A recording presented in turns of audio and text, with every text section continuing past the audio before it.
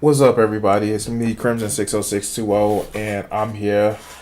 The news of my demise has been greatly exaggerated, and let me just fix my camera just a little bit. Too much. And I am here and just waiting for the white balance to actually balance out. And I want to thank everybody who tell me it's actually started recording. Oh shit. Like, one of these things, Facebook gaming. I'm trying to actually do like more Facebook gaming. Oh shit. I'm trying to do like more Facebook gaming and shit, and it's just like I'm trying to do the shit that I need to do, and it seems like my mic is peaking. So yeah, that should actually be a little bit better.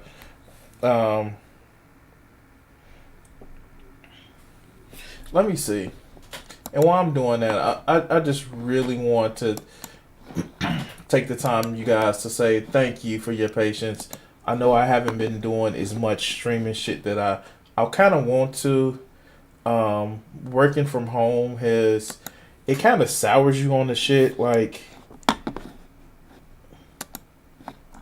it kind of, I guess, makes it where you don't, like, once I get off of work, I spend my whole day in front of a screen, and I don't want to like do any more else.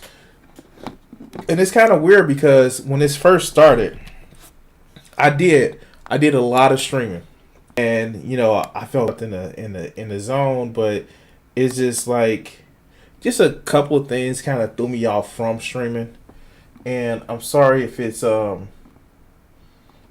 I hope I'm not like dragging the stream down too much.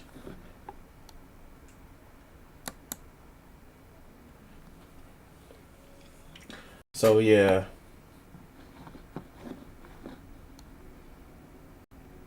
And see, this is what I'm starting to kind of really dislike about fucking restream, because like sometimes the shit just don't click.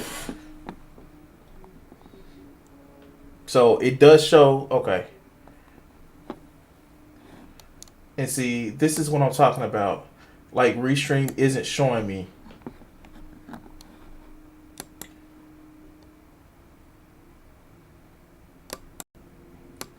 And I want to actually get this shit straight, because like I love streaming to all of my different platforms that I'm doing. And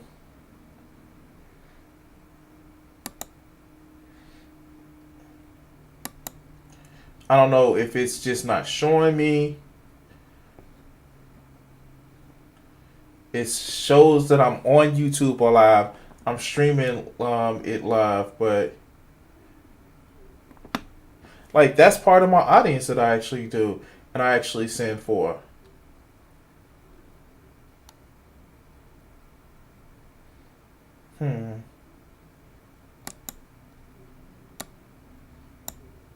And see, like, this is the stuff that kind of pisses me off, because like this is why I have restream. I can do just regular restream. I pay my money for a yearly thing, but for some reason they're not sending my shit together like they should.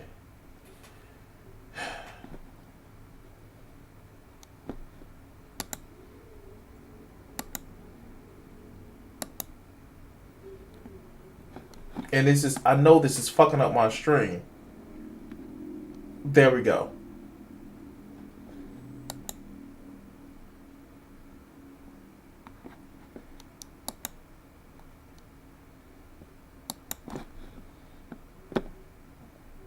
And I shouldn't have to do this every freaking time that I want to actually do restream. Like, and then that they're going to mess up. Like, watch. If I put this in chat, they're not going to actually show my shit on all of it. Let's see. It should be hitting all of them. See, there goes the StreamYards. And see, like, man, it's like, I don't know. There it goes. There it goes. I swear to God, like, this is the reason why I feel like I either need a better computer. My internet connection is fucking awesome. I fuck around and bought me a new modem. That's another thing I was waiting for.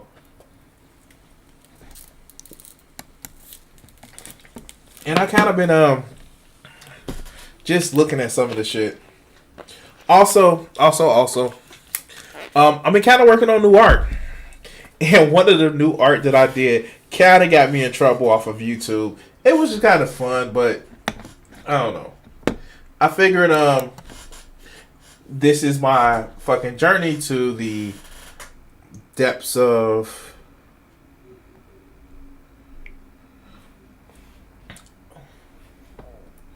hey, I got somebody that come to my server. Yay, cool. Great.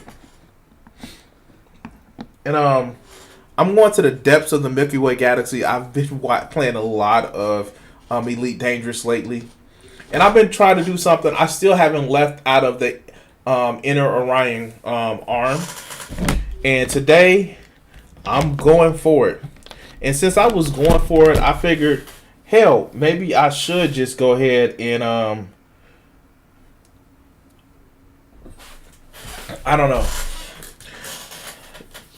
try to just like do videos like I normally do, and you know, actually my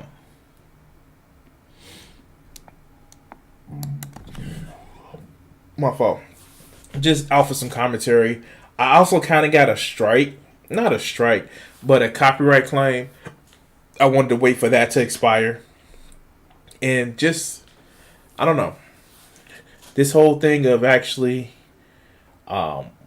working from home, not as active as I want to be, it kind of gets you down sometimes. And quite frankly, I have been a little bit feeling a little man to the weather, but I'm working on it. I'm working on trying to actually make sure that I get myself just a better mind state.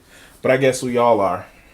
So let's talk about how one of my favorite things to go to is Economic Update with Professor Wolff. We're going to watch this today.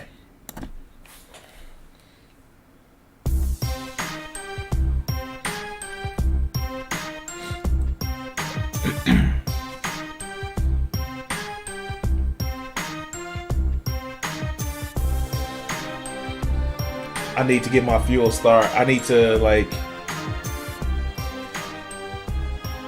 to fuel up because I've just been jumping. Welcome, friends, to another edition of Economic Update, a weekly program devoted to the economic dimensions of our lives.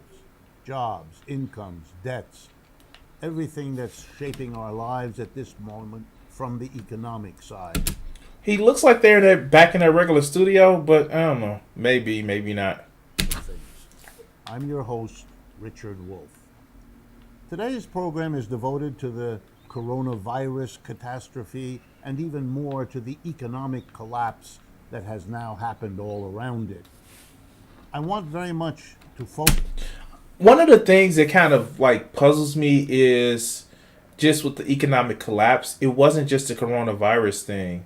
That was something that happened at the same time, but Russia and Saudi Arabia has gone through a fucking bidding war for fucking crude, and it's like literally for the last fucking 4 weeks now, it looks like crude oil is like gas is at $1.87 a gallon. Like that is fucking that. Wow. I've never seen that shit happen before. But let's continue. Focus on aspects, dimensions of this crisis that are not being I gotta talked get some about more fuel by our leaders across the world, and of course especially by the one we are suffering under. And I also want to talk about aspects that the mainstream media have tended either to ignore or downplay. In that way, this program can be a real contribution, I hope, to 2 more our passes thinking should and actually our get me. So acting by the time I come right back work our around, way the out 1 more of pass this should actually be twin fine. dilemma, a virus and an economic system If I can keep it that above cannot the. cope with it. So let me start.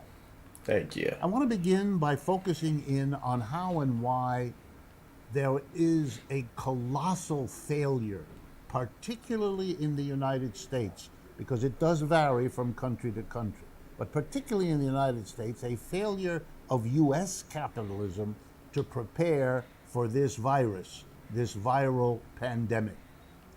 And I want to begin by making it crystal clear to everyone that viruses are part of human nature and nature around us. So, just listen to what he's saying, and I'm watched this part before I started the stream. But with people like the whole 5G thing, it seems fucking ridiculous. We've had viruses since we've been fucking animals, like seriously, and it's something that happens. It's something that we prepare for. People want to joke about The Simpsons said this. Like, no, motherfucker.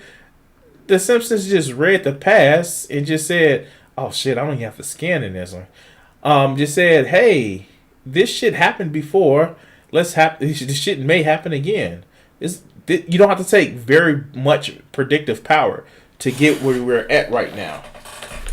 The shit just happens all the time. But let's continue. We have had them. We have been plagued by them for as long as there have been people on this earth. Exactly. And animals are also affected. Exactly. Number 2, the United States has had viral pandemics before. We're not going to say how the Spanish flu literally wasn't a Spanish flu. It fucking happened in, I think it was Candace. It started in Candace and it transmitted across the globe. And because they had more press in Spain, it was dubbed the Spanish flu. But it started in the U.S. But let's continue. Lots of them. I'm going to tell you a story about one, but I could have told you many. I'm picking one because its analogies to what is happening to us in the United States today are simply too obvious to overlook. This is a story of a pandemic related to the Bubonic Plague. That's right, the plague we usually associate with the Black Death in 14th and 15th century Europe. The Bubonic Plague was a disease carried by the fleas that lived on rats. And so it was associated in the popular mind with rats. Well, it lasted for a long time. Yeah. Centuries. It came and went. There's still people that are catching the bubonic plague. Now, of course, they have treatment, but if you catch it in time, but like, yeah, people still have the bubonic plague. But let's continue. It did its worst back in the 14th, 15th century when it killed roughly a third of all the people in Europe at the time. Shit, a third. In 1900, it broke out in San Francisco, California. It broke out, but the then governor of California, Henry Gage, didn't want to let the world know about it. He denied it. He hid it. It was only when federal medical authorities exposed the virus, isolated it in the laboratory, that it was no longer possible for Governor Gage to hide. The federal government... So that's actually key. Like, one of the things that I don't get about a lot of these world leaders or a lot of these leaders, they want to hide the fact that, hey, people are getting sick. I mean, like, you get into more shit hiding it instead of just saying, hey, we got a problem. We need to fix this shit. Hey, we may not contain this. Prepare. It doesn't make you look weak saying that, hey, we're having an issue. I may need some help, or y'all gonna face it. It makes you look weak when you say, I can fix it, and you can't, and you look like shit. Or a humanoid Winnie the Pooh bear. Or a humanoid orange baboon. But let's continue. Was afraid people were dying in large numbers from it in San Francisco.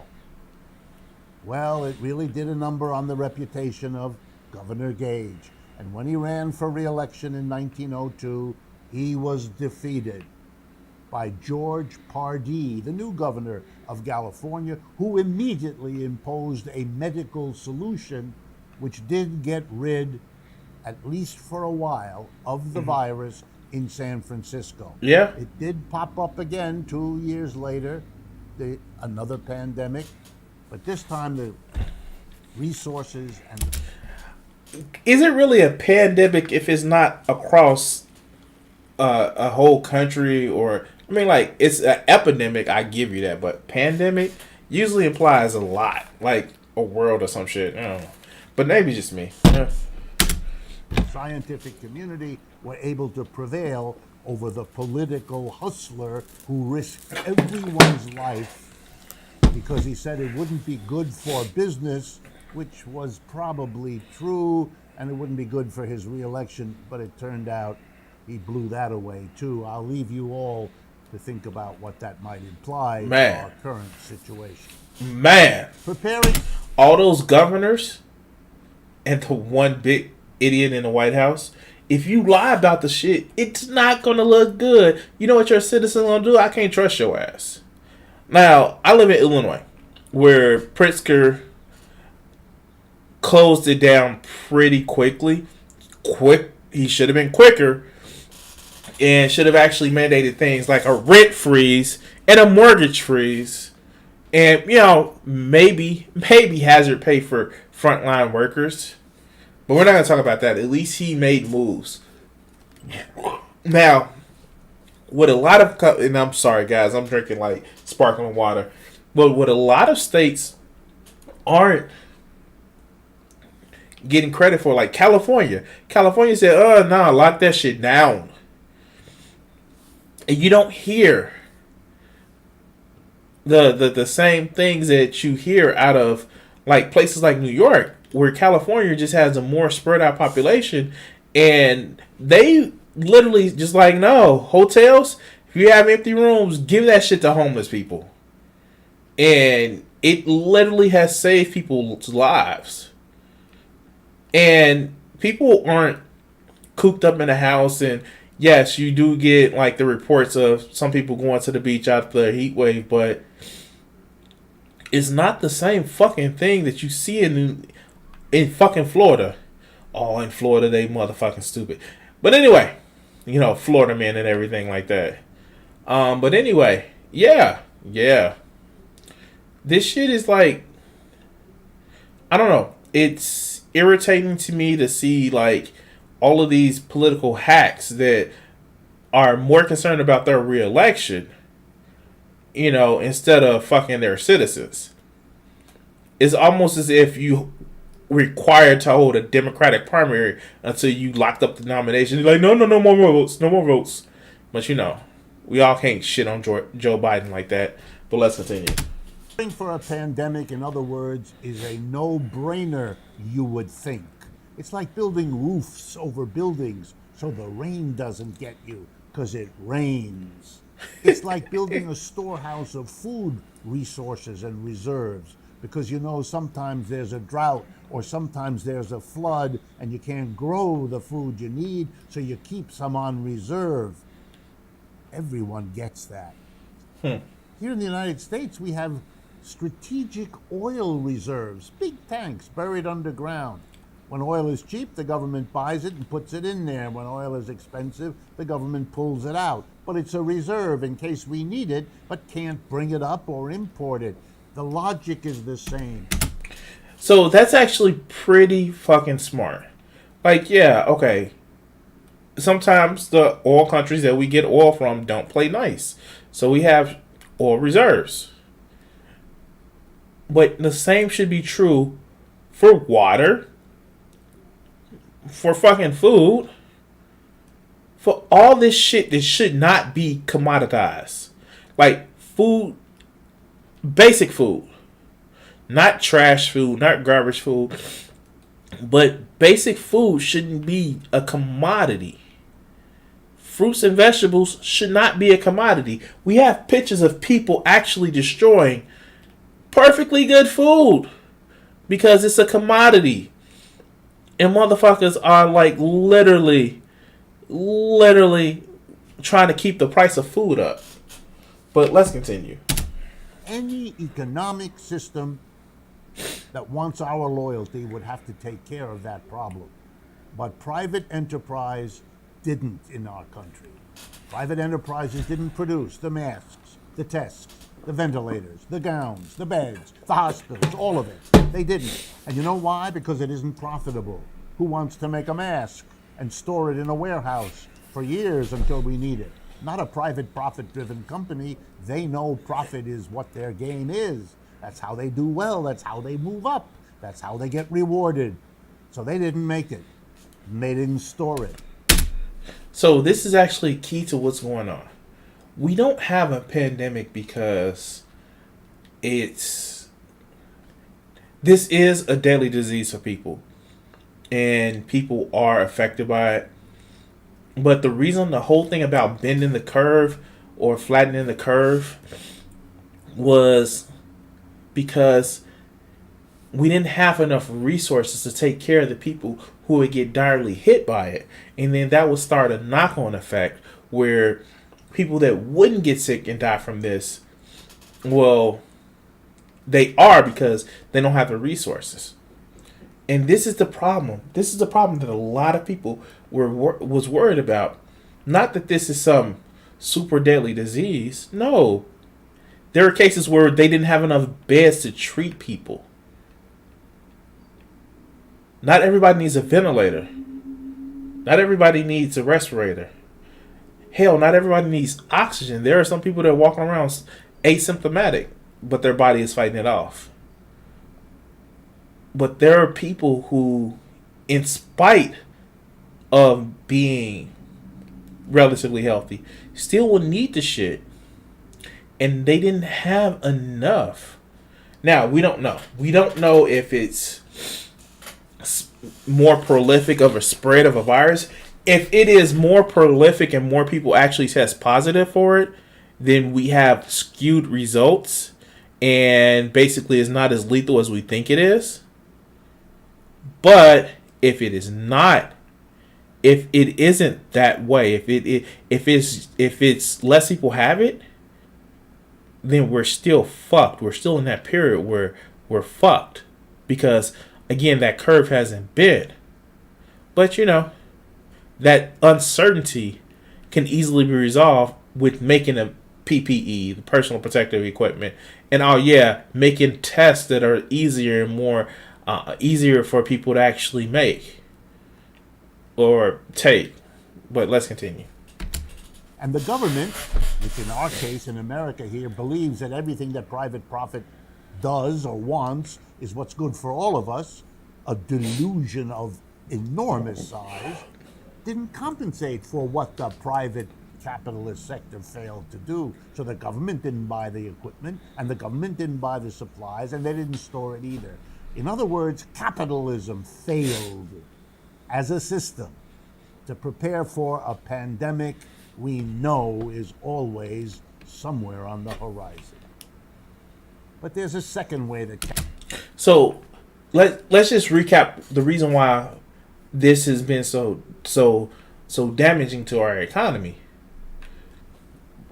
If we had stored the shit up like we needed to, and I think I need to make a couple passes with this start, then we would have had the resources to fight this. But we didn't. That's the way capitalism failed, because it didn't make a profit for us to stock and store shit. That's the reason why you saw grocery stores the way that they were, because they have what's called just-on-time delivery, where they don't keep enough stock in the back room. They just keep it just on time. You ever go to a grocery store and they have something on sale and they run out very quickly?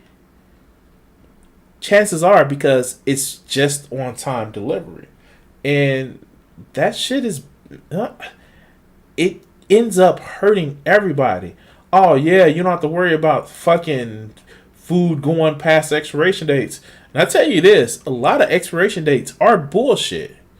They're freshness days.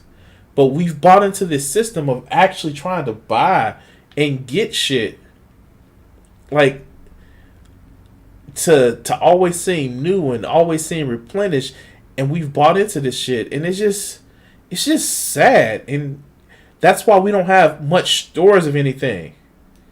But let's continue. Capitalism is important to hold to account.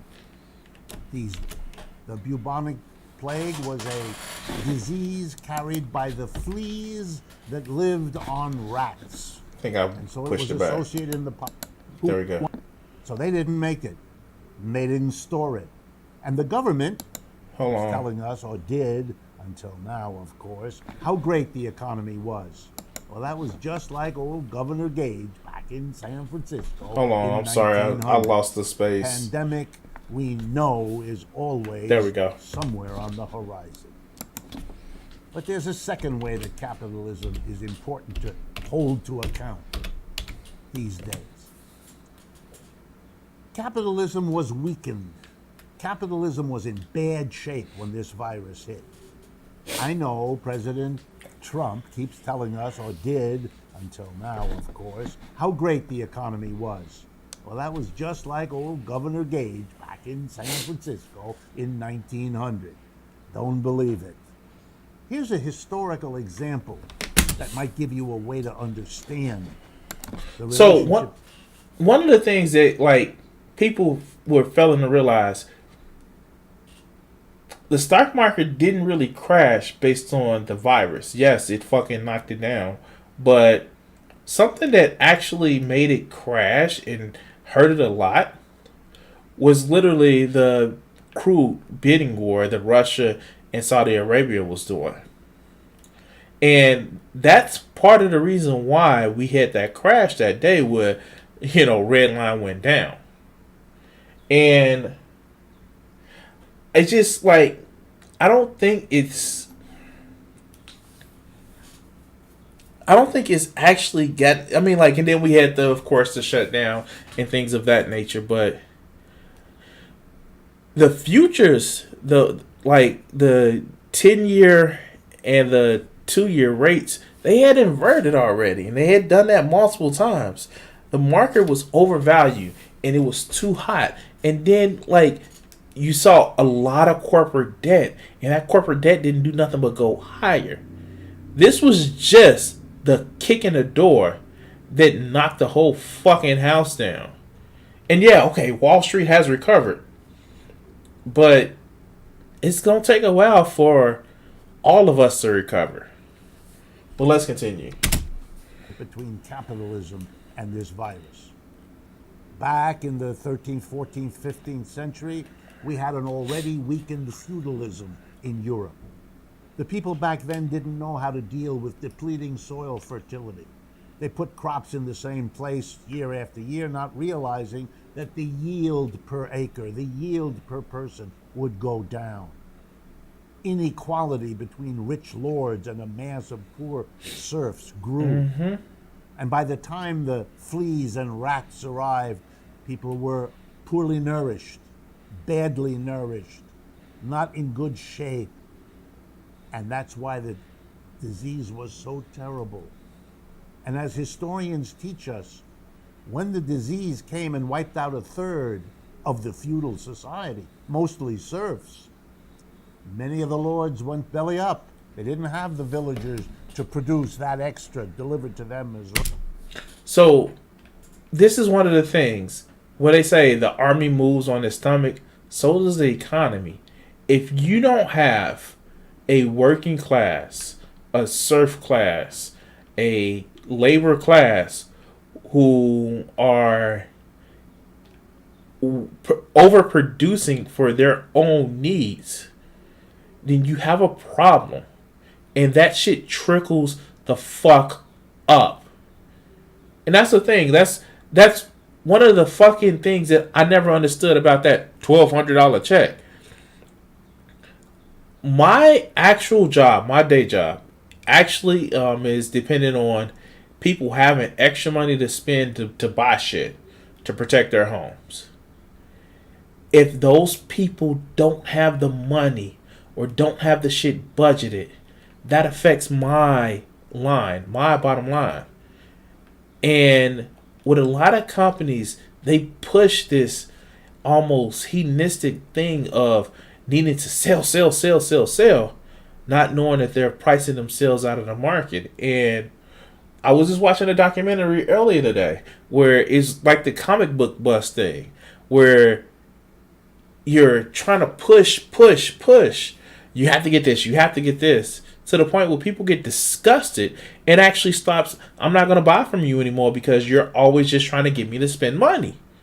And that shit is happening from business to business to business. You're always trying to give me the credit. I'm not going to get any credit anymore. I'm maxed out to my limit with credit. Or you always trying to give me a new car. It's only so much of a new car that you can actually get and buy on fucking credit before the fucking... Like, I literally just bought a newish vehicle.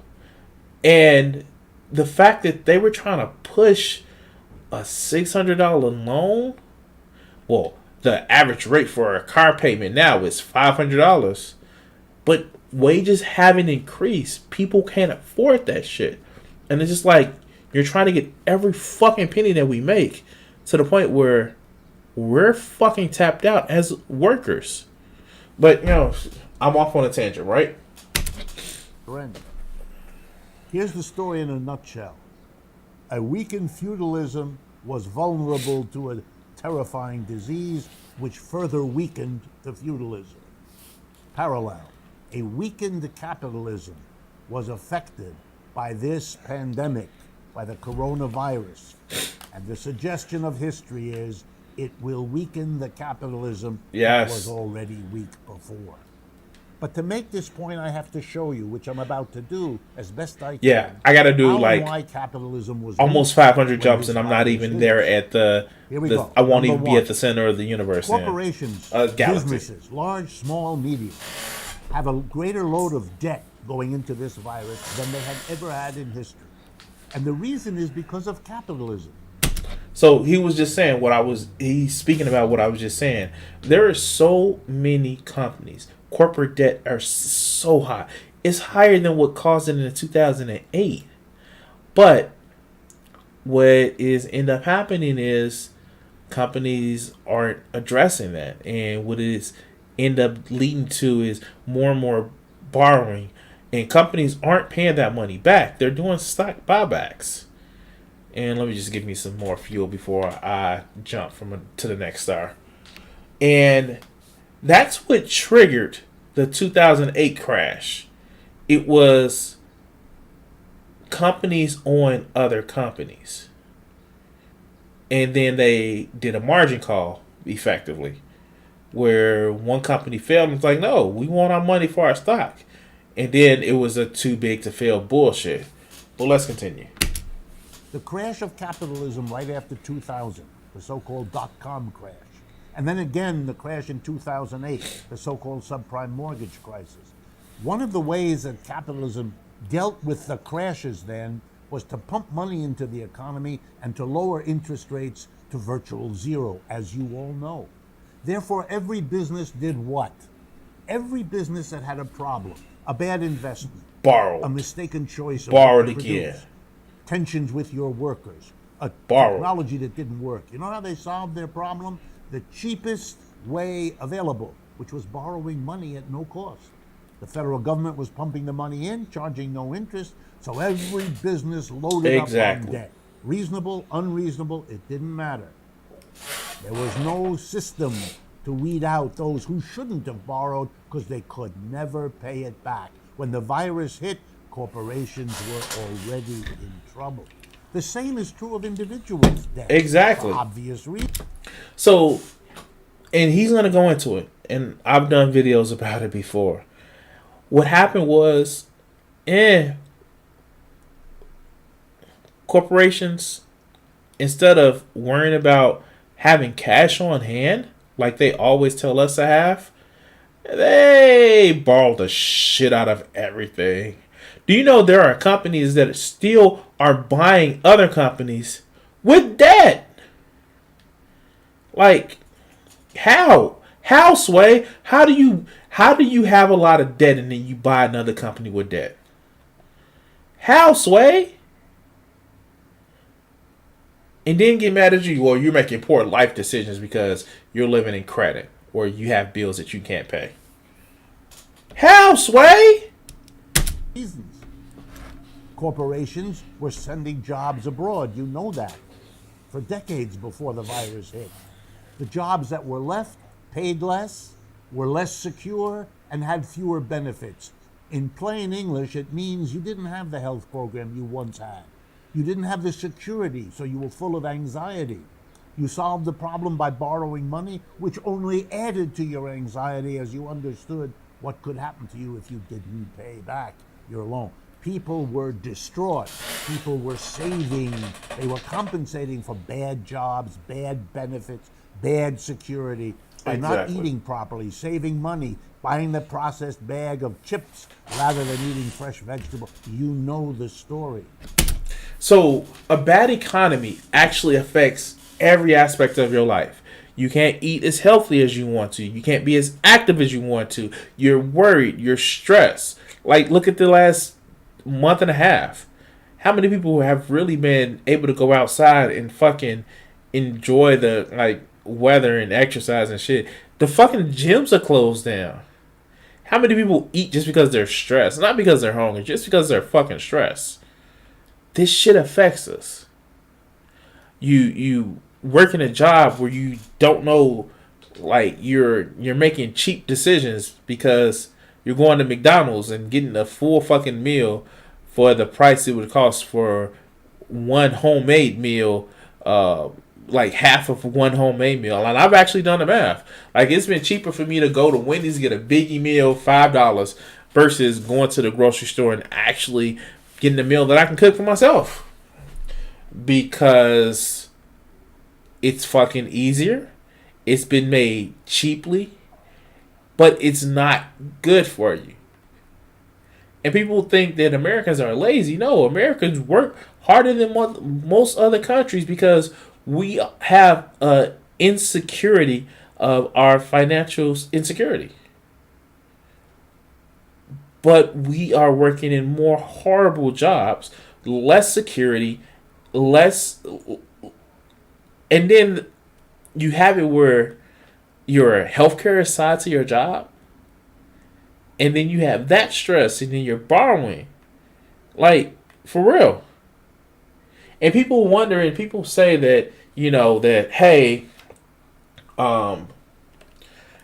people are making poor decisions. If you have two shitty decisions, is it really your fault if you choose a less shittier than one or the other? But let's continue. Of course, our society was weakened in the face of the coronavirus, the way feudalism in Europe had been weakened when the Bubonic Plague hit. Then we had the same other kind of problem. After the crash of 2008, the government threw trillions at corporations. They were supposed to hire us all back. They didn't. They were supposed to recreate the economy that was successful before. They didn't. You know exactly. What they did? They said, we're going to take this money and do the only profitable thing with it, which isn't surprising because they're profit-making companies. So let's just address that part. One, corporations have it written into law that they have to be maximize profits above anything.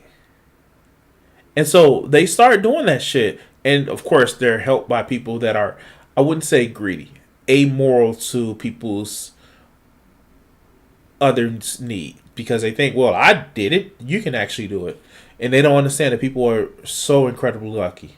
And another thing, too, they did get the money to actually make sure that they can hire more people back and start, restarting our economy. But for the last 12 years, there have been people who have literally not recovered from the 2008 crash. And yet these neoliberal Democrats, oh no, everything was great. No, everything is not great. Everything wasn't great in 2016. Damn sure everything ain't great in 2020. But they're worried about decency. Oh, you have to be polite. Fuck it. We have our backs to the wall. And this shit is just like, what's happening now? For you to actually... This is the meteor that knocked out the dinosaurs who are already struggling. Like he said, feudalism was already weakened. And now we have the bubonic plague. But let's continue. They bought their own stock in the stock market. That boosted the stock market, boosted the salaries of the corporate executives whose salaries were tied to the value of the stock in the market. They did the things that were good for them. And like he just said it, it's like so many corporate executives, like let's just take in a gaming space. So many corporate executives actually, they get, bonuses, stock, and like that's why you had where it was Activision literally made record profits, but a week later, 2 weeks later, talking about how they're laying off staffs because the companies were just interested in building up their portfolio, their profit, and they're damn with everybody else. But let's continue. Not for the rest of us. So the stock market boomed. We did have an inflation with all the extra money. Not in the goods and services you and I buy in the store, but in the stock market, which went wild, which made the top 10% of Americans very, very rich. And so they could afford and did afford all the good things in life, and everybody else had to make do with less. But that's not making do without consequences. The consequences was to undercut our health, undercut our well-being, undercut our reserves. We became a society living from paycheck to paycheck, more and more unable to afford the things that can comfort you in life in a safe way, and turning instead to those that comfort you in ways that are not good for what? For resisting a virus, among other things. The notion that our economy was great before this virus hit is fake. It always was fake. It's the perspective of those who live off the stock market. And even the stock market's boom was fake because it was all that money thrown in by the government that was supposed to rebuild a healthy economy but didn't, and went instead to the stock market, bidding up the prices to atmospheric levels that were not sustainable. And how do we know that the stock market boom was unsustainable? Because when the virus arrived, the stock market dropped like a stone, eradicating trillions in wealth. Yeah, that was true. The loss of wealth. That was fucking awesome. Because what happened was, in just that little time, those motherfuckers who was on the top was like, oh shit, red line go down. And it's ironic that these are the same people that's pushing us to go back to work because their red line is, they know how tentative that line is now. They know how small and insignificant those gains are. The shit dropped like a fucking stone wrapped around somebody's fucking ankle or Donald Trump's re-election campaign chances until they decided to go with Biden. Then he started swimming again. Anyway, let's go. Month is many times more than what it would have cost us to prepare for this pandemic, to produce and store all of the materials we needed. Capitalism made disastrous, inefficient choices. We're living with the results. We've come to the end of the first half of today's program. Please remember to subscribe to our... So, while he's going, I'm going to actually go and kind of plug my shit.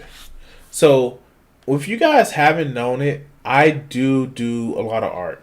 I do art. I do this YouTube, Twitch, and Facebook gaming thing. But I'm an artist by trade. And there have been a lot of conventions that have been canceled due to the COVID-19. It would really help me out, guys, and I'll actually put it in the chat if you haven't seen it. I'm sorry. And I put it in there like a few minutes ago. But you can actually see, go to my artwork and actually look and see if there are some things that you want to actually purchase.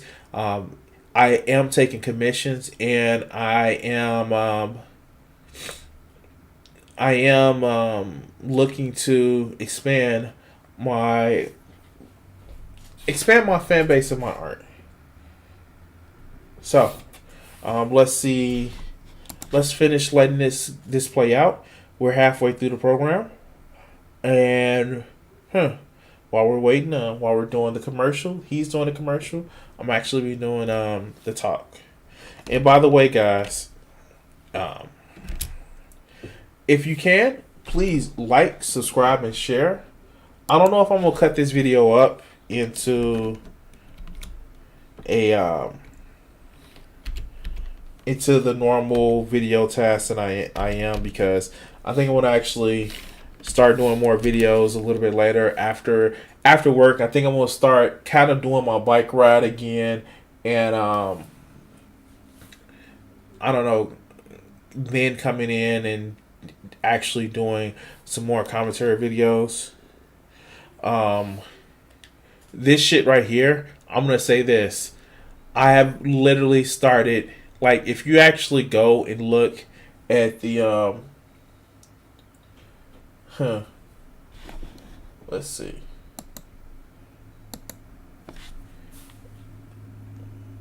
If you actually go and look at the map, and I'm gonna bring it up as soon as I finish this jump. The map that I've actually done, it's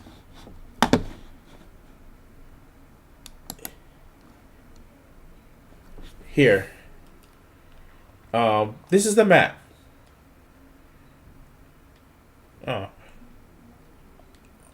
Where I originally started at, if you see where I'm at right now, that's where I'm at right now. I'm about to, not too far along, cross into another sector.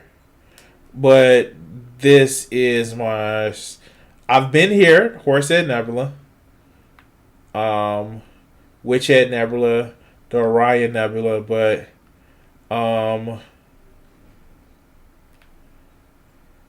yeah, I've been all around here. I think the furthest I've went is I've been at Barnard's Loop, and I haven't been to Sagittarius Rim, but I've been at Barnard's Loop, and yeah, I'm trying to get, like, you actually start close to the soul sector. I've actually been here.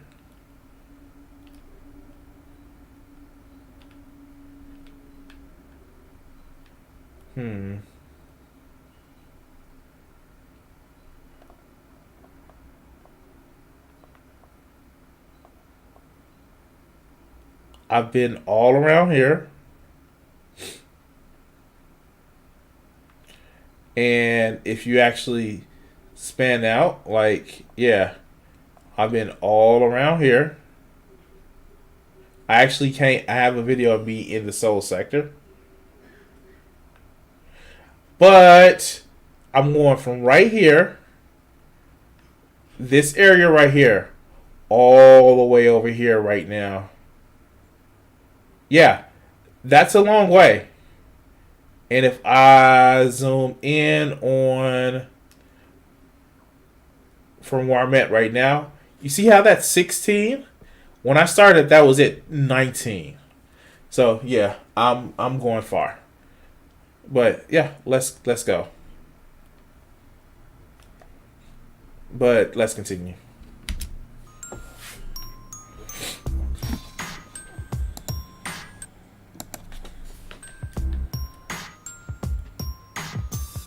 Welcome back, friends, to the second half of this program devoted entirely and specially to the coronavirus catastrophe and the economic collapse that has happened together with it. And again, I want to do things and talk about things that are not discussed by our leaders nor by mainstream media. And in particular, I want to devote this Let me turn on the lights right quick, guys. Hold on.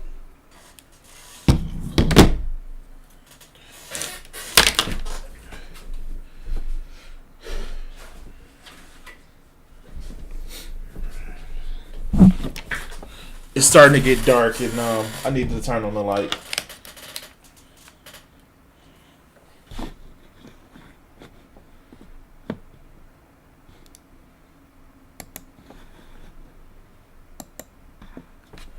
There we go. Should be done now? A question many of you have directed to me. What is it that we ought to do that is not being If I can get down to discussed 400 and jumps, being done? that'd be All progress. right, let's start. This is a true national social emergency. It affects all of us. It threatens all of us. And if ever there were justification for a democratic response in which all of us who are affected by this crisis can share and participate, one person, one vote, to decide how best to cope. That's how it should be done, because that's the honorable, ethical, moral, democratic way to cope. We're not doing that. First of all, with the economic... And this is actually true. Like, the best way to get through this is together. Not some, I want to do what I want to do type bullshit. The best way to get through this is to say, collectively, we all need to stay the fuck in the house. The best way to get through this is for us to collectively be like, let's do a rent freeze. Let's do a mortgage freeze. Collectively, to say, like, maybe we shouldn't try to fucking take advantage of this. Look at the people who literally try to take advantage of it by buying all the toilet paper and hand sanitizer. When they really sobered up, it was like, and companies was like, stop trying to bullshit our customers. They was like, let's get this shit away. Literally, that's how this shit's like. At some point, you got to be like, you know what? We can't just keep looking out for ourselves. Oh, that's a fucking nice ass. It's a white dwarf. I don't know. Let's look. It can't be a white dwarf because it's producing helium. Usually okay. It's an A-class star. I'm tripping. Let's see. It seems like it's something else in the solar system. It may not be much, but I'm making good time. Crisis, which is what I'm concentrating on today. What the government has done so far is to throw an enormous amount of money, mostly at the business community. Whether it's the Federal Reserve making money available, cheap loans on a scale we've never seen before, counted in the trillions, or it's the Congress, the executive, and the congressional legislative branch passing a stimulus law that, again, sends trillions into the economy. It's mostly going into the hands of businesses. What does that mean? It means that in a typical corporation, the people at the top, the board of directors, a typical group of 12 to 15 people, is making the decision of what to apply for from the government and what to do with whatever the government gives you. Federal Reserve, U.S. Treasury, whatever it is. Exactly. That's not a democratic mechanism. That's allowing a tiny group of people who, moreover, are committed to profit as the bottom line to make the decisions. That's a terrible mistake. How do we know that? So what he's actually saying is, what a lot of the Fed money went to, and a small majority of it went to the $1,200 checks to everybody, and even still, they had fucking mean tested. How do you have means testing on a fucking universal basic income? You know why they did that? Because they wanted to fucking still shame people who were fucking poor. They had means testing for this shit. I don't know what the fuck to say. Like, really. How do you have means testing on a universal basic income? Well, these people would have... Like, no. It caused contempt for people who actually need it. So much so that it probably... If we'd have said $2,000 to everybody, fuck it. Throw it away. And nothing to corporations... People, like, and then even people, it was wildly popular. It was still wildly popular when they're trying to sow division between people. And the rate they came up with, $1,200. Because it's still less than minimum wage if you work 40 hours a week. Here, fucking peasants. Take this shit and be happy. Fuck out of here. But let's continue. Because we know what happened the last time the American capitalist system crashed in 2008. Again, trillions were thrown at the business community. Again, by the Fed and by the U.S. Treasury. And once again, the people at the top took the money, and what did they do? Rebuild the economy the way it was before? Not at all. Put millions of people back to work in the jobs they once had? No. Not at all. They did. Here's what they did with huge portions of the money thrown at them. They raised the salaries of top executives. And gave them fucking bailouts. They gave them bonuses. Excuse me. They gave these motherfucking bonuses. Well, they earned it. You drove our fucking economy into a cliff. Let's continue. Stock market to drive up the prices of those stocks, which were owned by the shareholders of the company. That's right. Corporate executives and shareholders did with that money what was good for them. And in case you need a little provocation to be outraged, some of the money the government threw at these corporations was used by them to lobby the same government so it wouldn't impose regulations on them because of the crash. Whoa. So that's actually like one of the things that's fucking awesome. Like, you actually listen to some of the bullshit that they actually put in. Like, Bowen literally said, and I think they're still kind of fighting this one out, but if you gonna get part ownership of our company, we don't need your money. We got other options. Bitch, get your other options. Fuck you. Don't worry about taking our fucking money. But they calmed that shit down when they got the outrage about it. And they still trying to weasel their way into not having to fork over part of their company. 10%. The fuck? You're mad about 10%? Well, motherfuckers have the board where they're trying to like Bowen. We sell you we buy some of your shit, dog, for our fucking defense contracts. But you mad about 10%? Get the fuck out of here. This is why we need to take money out of politics, people. Because these companies feel that they should answer to no one. Even when they're taking your motherfucking money. Because this shit is your money. That $1,200 was your motherfucking money. That wasn't a gift. They just gave you back some of your shit. But let's continue. Is that the appropriate way to respond to a crisis that affects everybody? The answer is no. Here's what should happen in every business. A new council, call it whatever you want. The Virus Council, the Pandemic Council, the Economic Crash Council, composed of everybody who works there. Exactly. Directors too. We won't exclude them. Not that they don't deserve it. One person, one vote. From the sweeper of the floor to the CEO. Because we're all in this together, aren't we? And we should all be involved. Guess what would happen if we did this? And here are some of the things that should happen. They're not going to happen because the people who are using the money for profit have the control. And the people who need what I'm about to list with you don't have the control, which is why it isn't being done. So here's the thing. What Professor Wolff just basically explained there was employees having the seat at the board. You know, this whole thing of you know, employee self actualization, employee urgency in the decisions that happen with companies. Not some bullshit suggestion box. Not some bullshit employee outreach program, employee ambassador programs. It's bullshit because most of the time, motherfuckers just like look at what you're saying. Oh, that sounds neat. It sounds fun.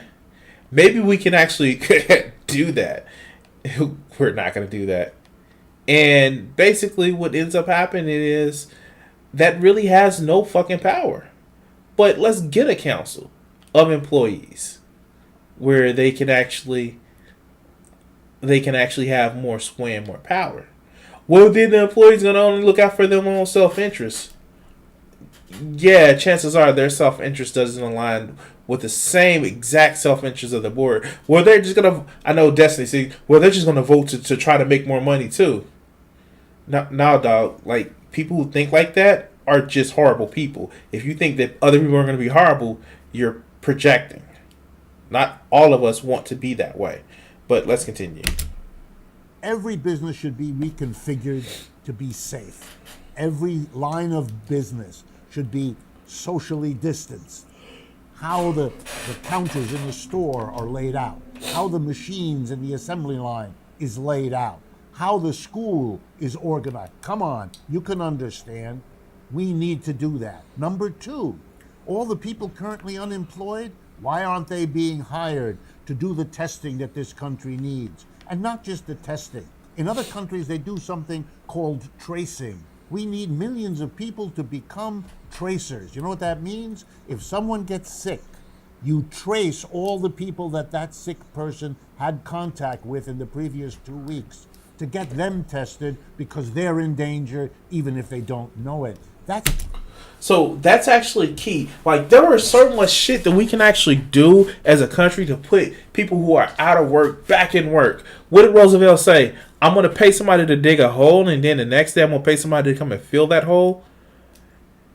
Yes, of course, people need work. Not in the sense of people need something to do. Some task they have to feel connected to. People need to actually feel like they're making some sort of difference or impact on the world, or it's just hopelessness. And you can have a job and feel fucking hopeless. And the fact is, what a lot of people miss about the fact that so many people need a job and so many people need to work, it's not because we need to keep them busy so they don't plan a fucking revolution.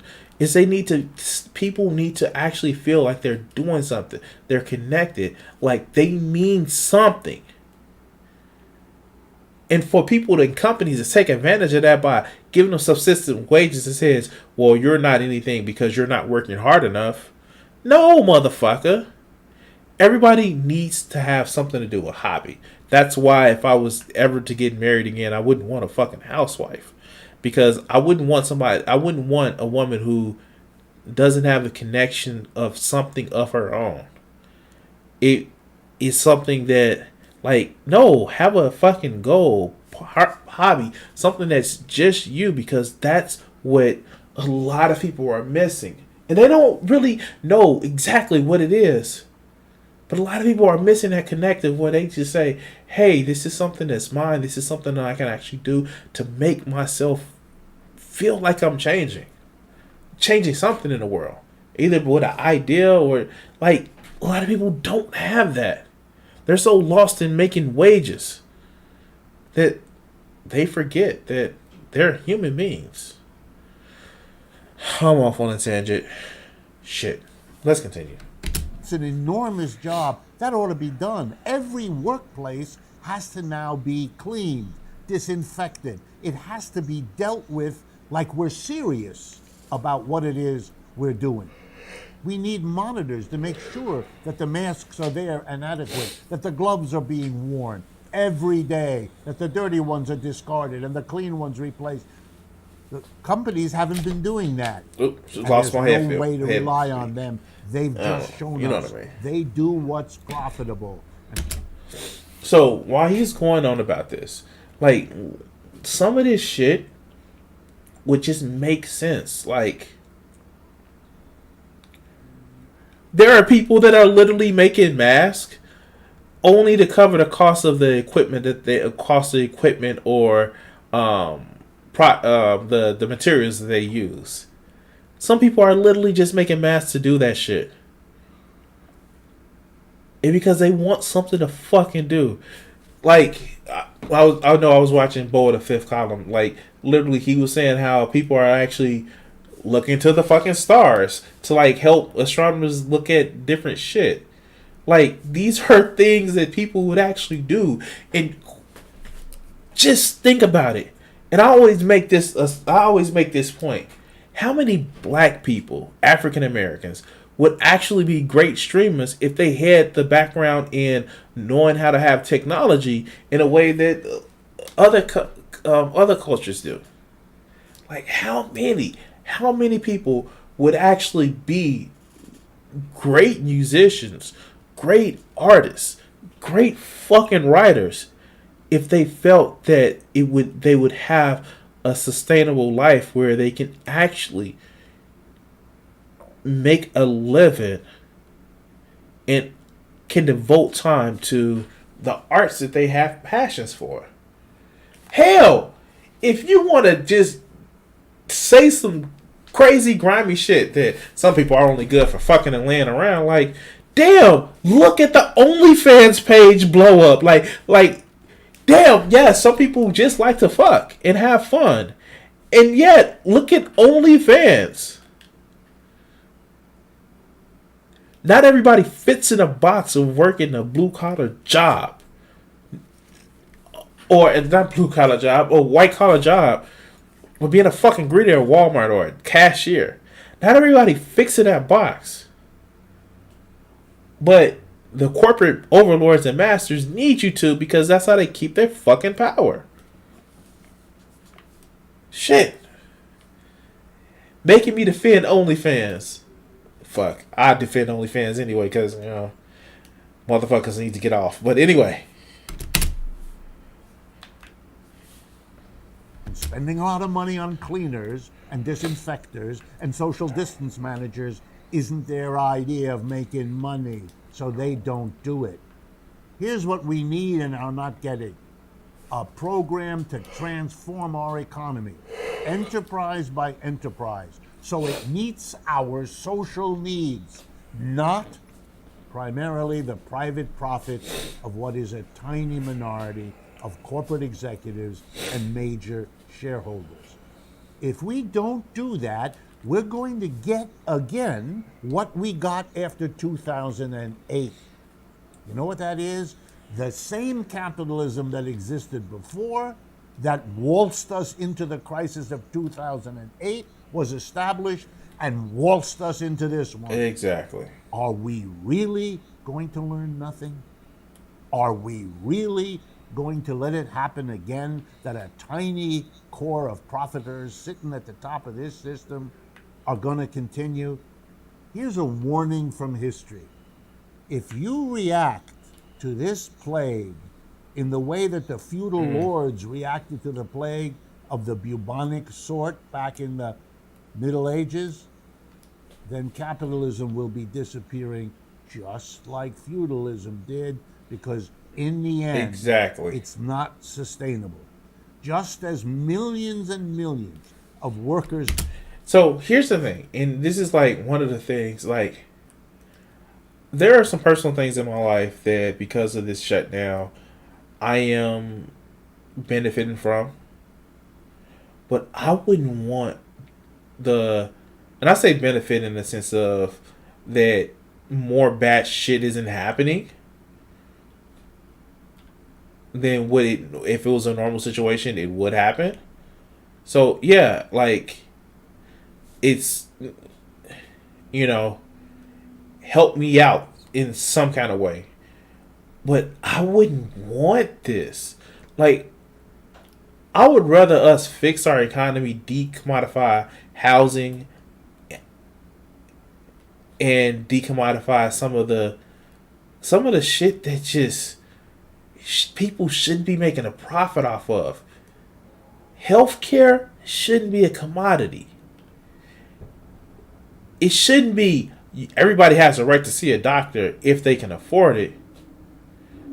No, if this situation, this crisis has actually shown us something, that no matter what you can pay, you should literally be able to see a doctor to make sure that the health of the fucking nation is taken care of. But no, motherfuckers don't see that because they think, well, I need to make a profit. Some shit should not be made a profit off of. But let's go. In the United States, as we speak, are confronting an employer class that wants them to go back to work, take the risks that close proximity to coworkers means, even though the same employers and the same Trump that they control didn't spend the money, neither the private money of the corporations nor the money of the government, to transform those workplaces so they might claim to be safe. It is outrageous. And that lesson is not lost on the American working class. If you think it does, it's 60 bodies out here. What will be for you? Oh my God. The same fatal mistake. Well, how might we go about transforming things? Let me begin this by telling you how. So, we're going to get to the wrap up. He's in his last 6 minutes of the show. So, let's get to the wrap up. Europe is handling this crisis different from the United States. In Europe, they're not letting employers fire people. They're having the same problems. The restaurants are closed, the cafes are closed, the factories are shut. Those problems they have too, for the same reason, the same virus. But they're not handling it the same way. There is no major increase in unemployment the way we have in this country. They haven't had 17 million people lose their jobs in 3 weeks from the middle of... Well, it's actually up to 26 million. But, like, I don't know how he's counting it, but 26 million. March to early April. No. You know why? Because they have a different system. You stay on your job. The government helps pay your wages. That's how the thing is handled. They don't want you to lose your job. They don't want you to have anxiety that you'll never get that job back. They don't want the company to go out of business because it hasn't got workers, and it'll be too costly and too long a time to find workers to replace those who left when they were they don't want any of that. So they've kept their people working. Well, not working, idle, but they keep getting their wages. Well, that's better than what we do in the United States for all the reasons I just mentioned. But it's not good enough, and it isn't a solution. Why are there any people either unemployed or idle? So, and this is a killer part about it. A lot of the stuff we can actually train people to do from the comfort of their fucking home. But let's continue. There's lots of work to be done. Only capitalism holding on to the enterprise that's privately profitable for the investor, only that kind of system solves problems by laying off people or paying them when they're not doing anything. Because that's inefficient on a human scale, on any rational scale. So here's what we ought to do, and this is just a partial list. Number one, we have millions of people who are school teachers in America who are not going to school because schools have been shut down. Every one of those teachers, and in addition, retired teachers, ought to have been hired immediately, not laid off, not unemployed, not paid a wage even though they're not doing anything. Pay them by all means. But here's what we do. One-on-one tutoring, a very good way of learning. All the teachers become tutors. They meet with a student one-on-one through social media, 1, 2, 3 hours a day.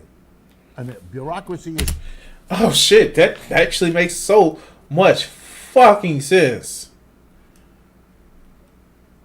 And then you won't have to worry about like, and I get it, in a lot of places teachers are overstressed and they already have their students they need to take care of, but yeah, that fucking makes so much sense. And then we can actually look and see what each individual student has a question for it and where they may be struggling. And it keeps your kid like busy with shit, and they're not falling behind. But let's continue. Is set up to manage that, which can be done electronically. Every skilled worker in America who loses his or her job can teach other people the skills they have. Let's do it, one-on-one, tutorial. Let's give people an incentive. Let's give them more help financially through the crisis if they take a course and learn something. It's good for our society.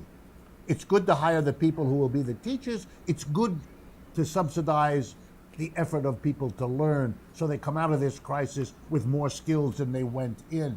Exactly. Come on. We can do these things. There are other things we can do that I've mentioned already, but I'll mention again. An army of testers, so we finally test our population. And that has to be done on an ongoing basis, not just once. Because if you're clean once, you may not be in 2 weeks. So this is actually pretty key. Just think of the way we're doing the census. Oh my God, the census. Like, this is literally something that we can actually do from the comfort of our own home and have people actually count themselves. Or have a census counseling session over the internet. Like, for real. This is some shit that can be done. But let's continue. Weeks or 6 weeks or a month. And your coworkers need to rely on you. We need testers. We need tracers. We need it all. And then there's the greening of America. And then there's all of the work to reconfigure our transportation systems and so on so that can be safe. Lots of work to make this economy safe. And here's a big one that I'm particularly interested in. I want to adapt the Marcora law from Italy. Italy passed a law in 1985, still on the books. Here's how it works. If you become unemployed, the Italians don't want you to sit around there anxiety-ridden, losing your self-esteem, having psychological problems, drinking too much, And so here's what they did. They said to the unemployed, if you get together, any unemployed person, with at least 9 other unemployed people that you can find, and together you start a worker co-op. We, the government, will give you your entire unemployment package, year and a half coverage of weekly payments. We'll give it to you as a lump sum right now, with which you can start your co-op business. What about that? That actually would make so much sense, and then you have to worry about these motherfucking banks that have stingy ass stringent loan issues. For the regular people, but like other companies, they don't give a fuck. And like, I guess I've talked about this dream to like with other people, but do you know how fucking awesome it would be to have a fucking art co-op gallery or art co-op convention where group of artists get together and actually like have, I guess relatively small at first, where they put together a actual venue, and the only thing that the people that come to the venue actually do and pay for is literally the art,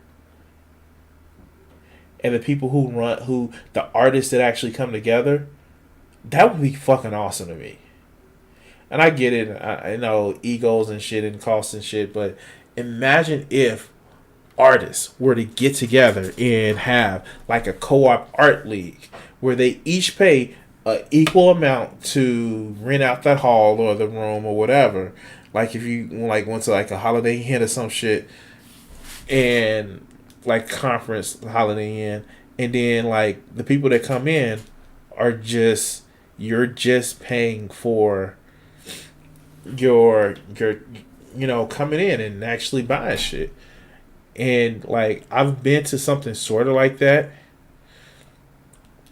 but man, this is like, imagine how a big convention like Anime Midwest, or I don't know, but ideas like that actually intrigue me.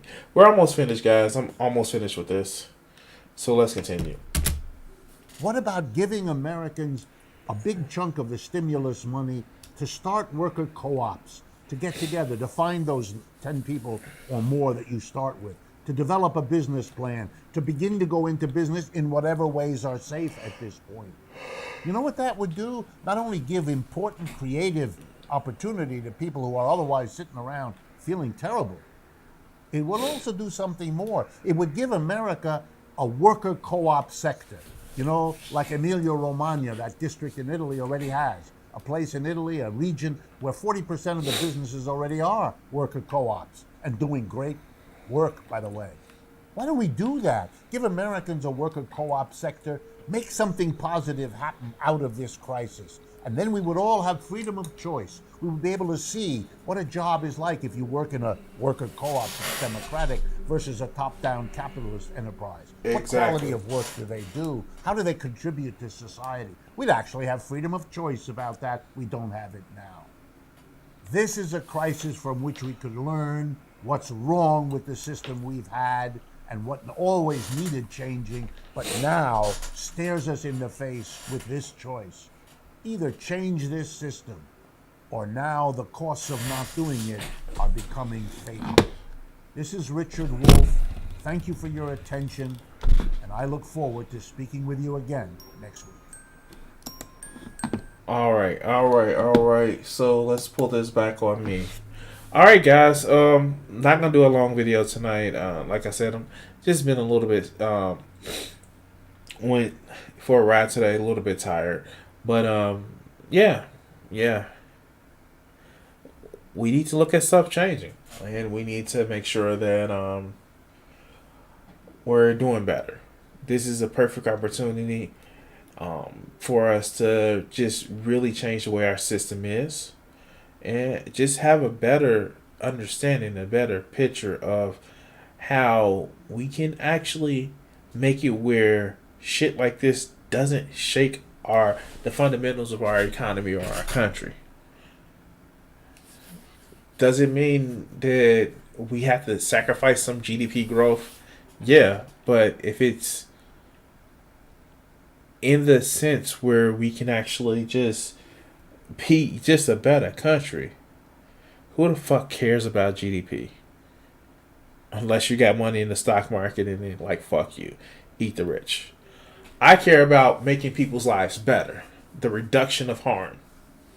I care about making sure that we don't have a